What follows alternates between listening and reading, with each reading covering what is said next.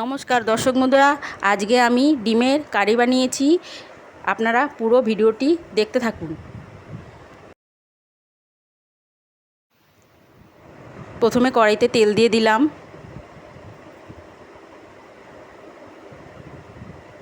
তেল গরম হয়ে গেলে ডিমে নুন হলুদ মাখানো ডিমটা ভেজে নেব।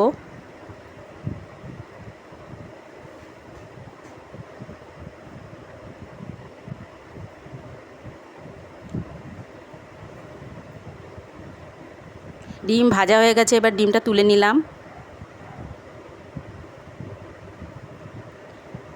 এবার ওই তেলেই আগে থেকে লবণ দিয়ে সিদ্ধ করা আলু দিয়ে দিলাম, ভেজে নেব আলুগুলো। ঠিক আছে,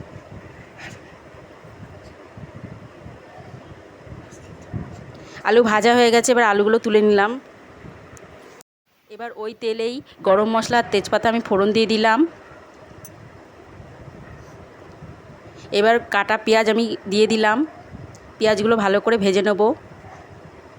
এবার রসুন আদা বাটা দিয়ে দিলাম, মশলা বাটা দিয়ে দিলাম, জিরে ধনে কাঁচা লঙ্কা শুকনো লঙ্কা। এবার লবণ দিলাম, ওটা ভালো করে ভেজে নেব। এবার আমি আলু দিয়ে দিলাম, আলুটাকে ভালো করে কষিয়ে নেব। এবার আমি টমেটো সস দিয়ে দিলাম, তারপর ভাজা ডিমগুলো দিয়ে আবার কষিয়ে নেব আলু আর ডিমগুলো দিয়ে।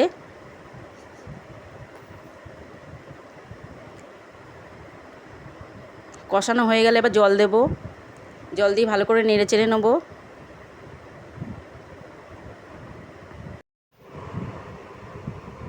এবার গরম মশলা দিয়ে দেব, দিয়ে ভালো করে এবার মিশিয়ে নেব তরকারির সাথে। এবার আমি তরকারিটা নামিয়ে নেব।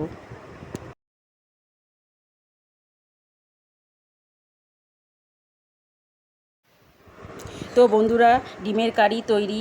আপনারা এইভাবে একবার বাড়িতে বানিয়ে ট্রাই করে দেখবেন। বন্ধুরা, পুরো ভিডিওটি দেখার জন্য ধন্যবাদ। নমস্কার।